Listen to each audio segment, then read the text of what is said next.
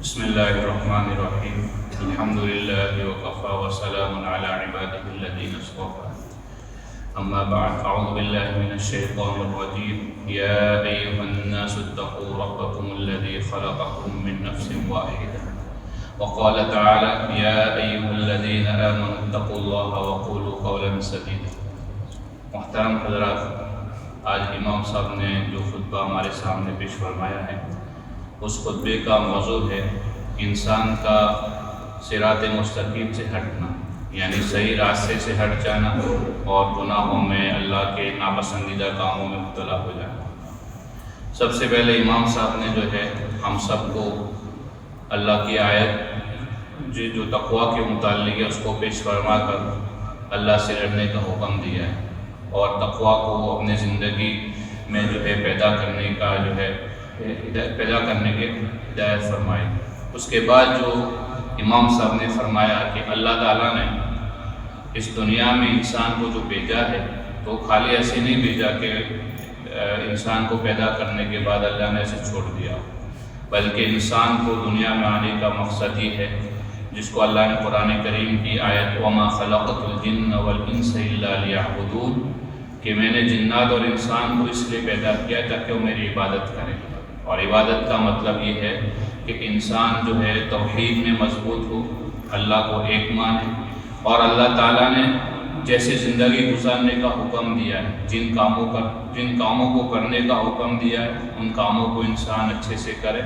اور جن چیزوں سے اللہ تعالیٰ نے بچنے کا حکم دیا ہے اس سے انسان جو ہے اپنے آپ کو بچائے، اور اسی کا نام استقامت ہے۔ یعنی پوری زندگی جو ہے اللہ کی اطاعت کے مطابق، اللہ اور اس کے رسول صلی اللہ علیہ وسلم کے بتلائے ہوئے طریقے کے مطابق زندگی گزارنا اور اسی پر جم جانا۔ قرآن کریم کی زبان میں اس کو استقامت کہتے ہیں۔ خود اللہ تعالیٰ نے اللہ کے نبی صلی اللہ علیہ وسلم کو اور ان کے ذریعے ہم سب کو، پوری امت کو یہ حکم دیا ہے فَاسْتَقِمْ كَمَا أُمِرْتَ، اے نبی جیسے آپ کو حکم دیا اس پر جم جائیے، یعنی اپنی زندگی اسلام کے مطابق گزاریے، پوری زندگی اللہ کی اطاعت میں گزاریے۔ وَمَنْ تَابَ مَعَكَ وَلَا تَطْغَوْا، اور وہ لوگ بھی جو آپ کو مان رہے ہیں، جنہوں نے آپ کو نبی مانا ہے، ان کی بھی ذمہ داری ہے کہ وہ جو ہے اللہ کے حکم کے مطابق زندگی گزاریں۔ اسی طرح اس ایک اور آیت میں اللہ نے جو لوگ دین پر، شریعت پر، اللہ کے حکم کے مطابق زندگی گزارتے ہیں اس کے پر انعامات اللہ نے بتائے ہیں۔ فرمایا ان الذين قالوا ربنا الله ثم استقاموا تتنزل عليهم الملائكة الا تخافوا ولا تحزنوا وابشروا بالجنة التي كنتم توعدون، یعنی جن لوگوں نے یہ کہا کہ ہمارا رب اللہ ہے، یعنی جو اللہ کو ایک مانتا ہے، جو اللہ کے اوپر ایمان لایا، پھر اسی پر جم گئے۔ استقامت کا مطلب یہ ہے کہ پوری زندگی اسلام کے مطابق گزارے، اللہ اور اس کے رسول صلی اللہ علیہ وسلم کے بتلائے ہوئے طریقے کے مطابق زندگی گزارے، اور کوئی حالات آوے تو اس کی وجہ سے شریعت کو نہ چھوڑیں، دین اسلام کو نہ چھوڑیں، اس کو استقامت کہتے ہیں۔ تو کہا کہ جنہوں نے استقامت کے ساتھ زندگی گزارے، مرنے کے وقت جو ہے فرشتے ان کے پاس آتے ہیں، تتنزل علیہم الملائکہ الا تخافوا، کہ اب اس دنیا کو چھوڑ کر آگے کی جس زندگی میں آپ جا رہے ہیں اس پر آپ کو کوئی خوف کرنے کی ضرورت نہیں ہے۔ ولا تحزنوا، اور اس دنیا میں جو چیز آپ چھوڑ کے جا رہے ہیں اس پر بھی غم کرنے کی ضرورت نہیں۔ خوف کہتے ہیں اندیشے کو، جو مستقبل میں جو چیز انسان کو پیش آتی ہے، آ سکتی ہے، اس کا جو اندیشہ ہوتا ہے کہ کیا ہوگا، آگے کیا ہوگا، تو آگے کے بھی گھبراہٹ، آگے کے لیے بھی کوئی پریشان ہونے کی ضرورت نہیں، اور پیچھے جن کو چھوڑ کے جا رہے ہیں یا دنیا کو چھوڑ کے جا رہے ہیں اس کے لیے بھی کوئی غم کرنے کی ضرورت نہیں۔ کیوں؟ وَأَبْشِرُوا بِالْجَنَّةِ الَّتِي كُنْتُمْ تُوعَدُونَ، کہ اللہ تعالیٰ نے تم کو جنت کا وعدہ کیا، جو ہمیشہ ہمیشہ تمہارا ایک گھر ہے، اس کا اللہ نے تم کو، فرشتہ مرنے کے وقت انسان کو یہ بشارت دیتا ہے کہ جو لوگ استقامت اور شریعت کے مطابق زندگی گزارتے ہیں۔ اور اس کے بعد امام صاحب نے فرمایا کہ جو لوگ شریعت کے حکم کے مطابق زندگی نہیں گزارتے، اللہ کے حکم کے مطابق زندگی گزارتے نہیں، تو ان کے لیے اللہ نے وعیدیں فرمائے۔ اللہ نے قرآن کریم میں فرمایا جس نے اپنی خواہشات کے مطابق زندگی گزارے وہ دنیا میں بدبختی کا شکار ہوگا اور آخرت میں بھی جو ہے بدبختی کا شکار ہوگا۔ فَمَنِ اتَّبَعَ هُدَايَ فَلَا يَضِلُّ وَلَا يَشْقَىٰ، اسی طرح ایک آیت میں فرمایا وَمَنْ أَعْرَضَ عَنْ ذِكْرِي فَإِنَّ لَهُ مَعِيشَةً ضَنكًا وَنَحْشُرُهُ يَوْمَ الْقِيَامَةِ أَعْمَىٰ، کہ جو لوگ میرے ذکر سے آراز کریں گے، یعنی میرے حکم کے خلاف زندگی گزاریں گے، میں ان کی دنیا کی زندگی کو دم کر دوں گا۔ اللہ یہ فرما رہے وَنَحْشُرُ يَوْمَ الْقِيَامَةِ أَعْمَى، اور قیامت کے دن جو ہے میں اس کو اندھا اٹھاؤں گا۔ پھر وہ جب اندھا اٹھے گا تو قَالَ رَبِّ لِمَ حَشَّرْتَنِي أَعْمَى وَقَدْ كُنْتُ بَصِيرًا، تو اللہ سے سوال کرے گا، اللہ میں تو دنیا میں تو دیکھ رہا تھا، میرے تو آنکھیں تھی، بینائی تھی، یہاں کیوں محروم ہو گیا؟ تو کہا کہ قَالَ كَذَلِكَ أَتَتْكَ آيَاتُنَا فَنَسِيتَهَا، کہ اس لیے محروم کر دیے گئے، اندھے اس لیے اٹھائے گئے کہ دنیا میں جب میرے احکام کو آپ کے سامنے بتایا جاتا تھا، میرے بتائے ہوئے طریقوں کو بتایا جاتا تھا، میری نشانیاں آتی تھی تو تم اس کو بھول جاتے تھے، تم نے ہم کو بلا دیا، آج ہم نے تم کو بلا دیا۔ اللہ ہماری حفاظت فرمائے۔ اسی طرح جو ہے اللہ تعالیٰ نے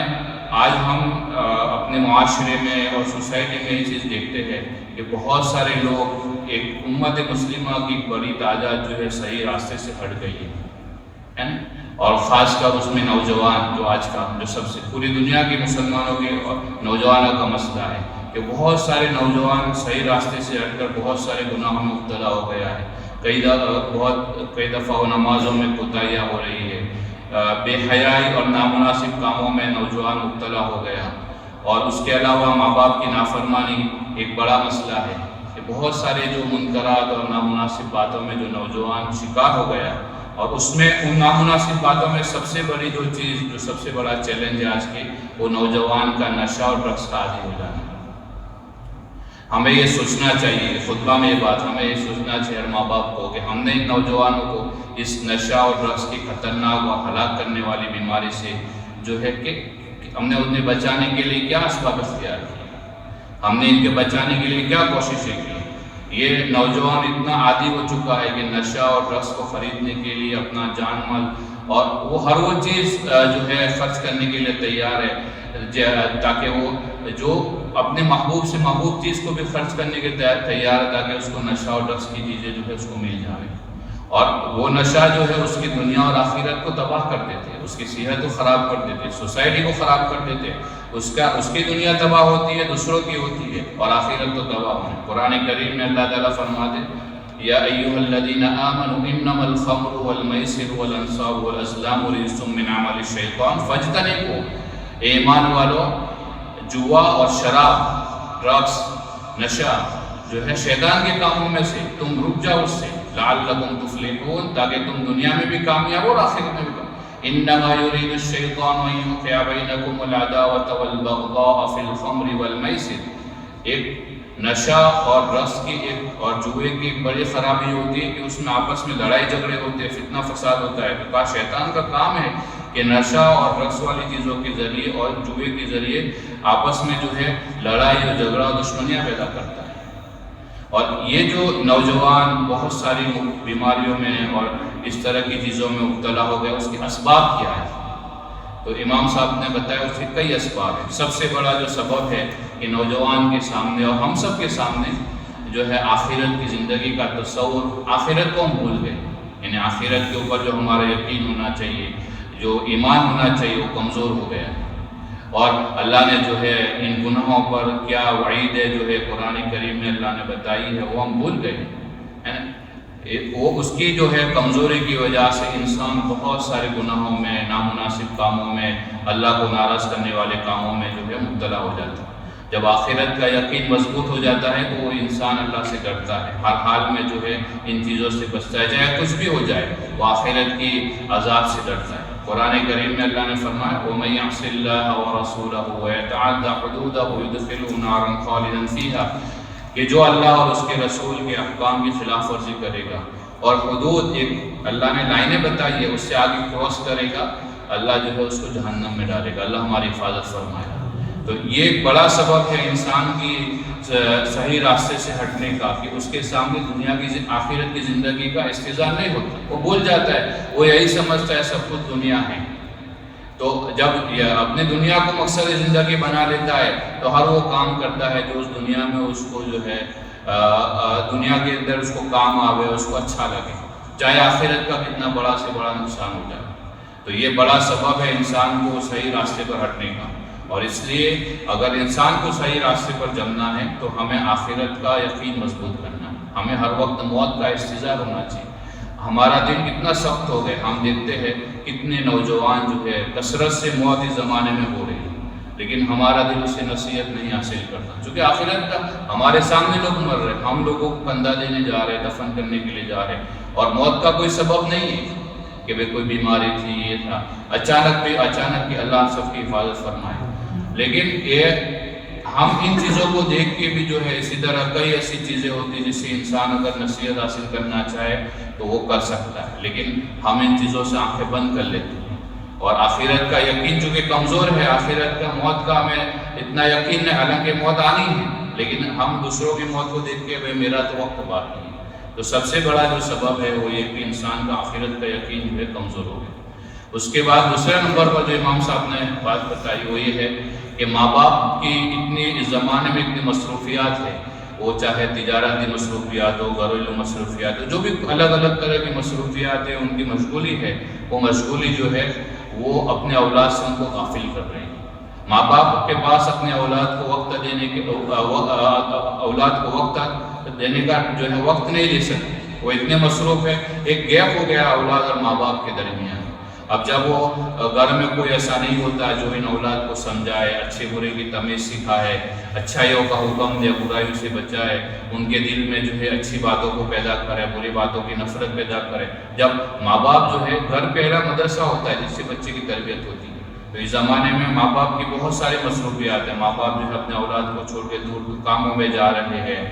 اور اس کے علاوہ ان کی کئی اور مصروفیات کی وجہ سے گیپ ہو گئے، اور ماں باپ جو ہے اولاد کو وقت نہیں دے رہے۔ اب جب وقت نہیں دے رہے تو اولاد بے لگام ہوتی جا رہی ہے، اور اس کی وجہ سے وہ ساری باتیں جو ہے نوجوانوں میں پیدا ہوتی ہیں۔ تو ہر ماں باپ کو یہ سمجھنا چاہیے کہ اولاد جو ہے ایک امانت ہے۔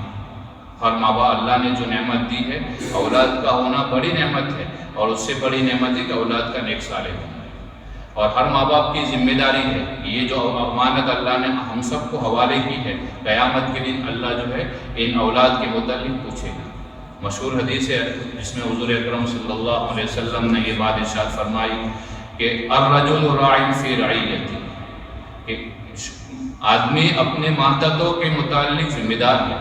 اور قیامت کے دن اپنے ماتحتوں کے متعلق جو ہے اس سے پوچھا جائے گا۔ والمرأة راعیۃ فی بیت زوجہا ومسئولۃ عن رعیتہا، اور اسی طرح ماں بھی جو ہے اپنے گھر کی ذمہ دار ہے، اور اس سے بھی اس کے ماتحتوں کے متعلق پوچھا جائے گا۔ یہ حدیث جو ہے بہت مشہور حدیث ہے، ہم سب اس کو پڑھتے ہیں، لیکن عمل جو ہے اس کا بہت کم ہو رہا ہے۔ جب ماں باپ اولاد سے دور ہو جاتی ہے تو اولاد جو ہے بے لگام ہو جاتی ہے، اور وہ ایسی چیزوں میں مبتلا ہو جاتی ہے جس کو ہمیں بیان کرنے کی ضرورت نہیں، ہر کوئی جو ہے ہمارے سامنے ہے، ہمارے معاشرے کی حالت۔ اس کے بعد ایک بڑا جو سبب ہوتا ہے نوجوانوں کے بھٹکنے کا، وہ برے دوستوں کی صحبت ہے۔ بسا اوقات جو ہے نوجوان نیک صالح ہوتا ہے، اچھا ہوتا ہے، اس کے دل میں خیر ہوتی ہے، لیکن جب وہ ایسی جگہ جاتا ہے جہاں برے دوست ہیں، وہ شروع میں جیسے اپنے وقت گزارنے کے لیے، سیر و تفریح کے لیے جاتا ہے، اور شروع میں ان برائیوں سے بچنے کی کوشش بھی کرتا ہے، لیکن نوجوان کب تک ان برائیوں سے بچ سکتا ہے جب پورے باہر جو ہے معاشرے میں اور ہر جگہ برائی برے دوست ہو، ہر وقت وہ اللہ کو ناراض کرنے والے کام کرنے والے دوست ہو، تو ایک وقت تک جو ہے نوجوان اس کے بچتا ہے۔ پھر دھیرے ان کے ساتھ پہلے اس کے دل میں ان برائیوں کی جو نفرت ہے وہ کم ہوتی ہے، پھر کم ہوتے نوجوانوں کے ساتھ وہ نوجوان بھی ان کے ساتھ برائیوں مبتلا ہو جاتا ہے، اور جیسے جو نوجوان ہوتا ہے باقی جو نوجوان جو برے کام کرتے ہیں وہ بھی نوجوانوں میں جو ہے وہ نوجوان برائیوں میں مبتلا ہو جاتے ہیں۔ کتنی ہمارے نبی نے کتنی بہترین بات فرمائی ہے، المرء علی دین خلیلہ، آدمی اپنے دوست کے دین پر ہوتا ہے۔ فَلْيَنْظُرْ أَحَدُكُمْ مَنْ يُخَالِطُ، ہر انسان کو یہ چیک کرنا چاہیے کہ میری دوستی کن لوگوں کے ساتھ ہے، یعنی جب آپسی دوستوں کا بہت گہرا اثر انسان کی زندگی میں پڑتا ہے۔ تو یہ نوجوان یہ جو بھٹکتا ہے نوجوان، اس کی بڑی وجہ یہ کہ وہ برے دوستوں کی صحبت میں مبتلا ہو۔ ایک بڑا جو سبب ہے جو جس کو بتایا کہ میڈیا اور انٹرنیٹ کا جو ہے بے لگام ہو جانا ہے، آج کے نوجوانوں کا بھٹکنے کا ایک بڑا سبب ہے۔ ہمیں جو ہے یہی ان چیزوں کو، انٹرنیٹ کو، موبائل کو، سوشل میڈیا کو ہم ان بچوں کو لا کر دیتے ہیں، اور پھر وہ بے لگام ہوتا ہے۔ ان سوشل میڈیا میں ہر چیز تو دیکھنے کی نہیں ہوتی، ایک دودھاری تلوار ہے یہ، ہے نا، وہ دوسروں کو بھی کاٹ سکتے ہیں، اپنے کو آپ کو بھی کاٹ سکتی ہے۔ اس کو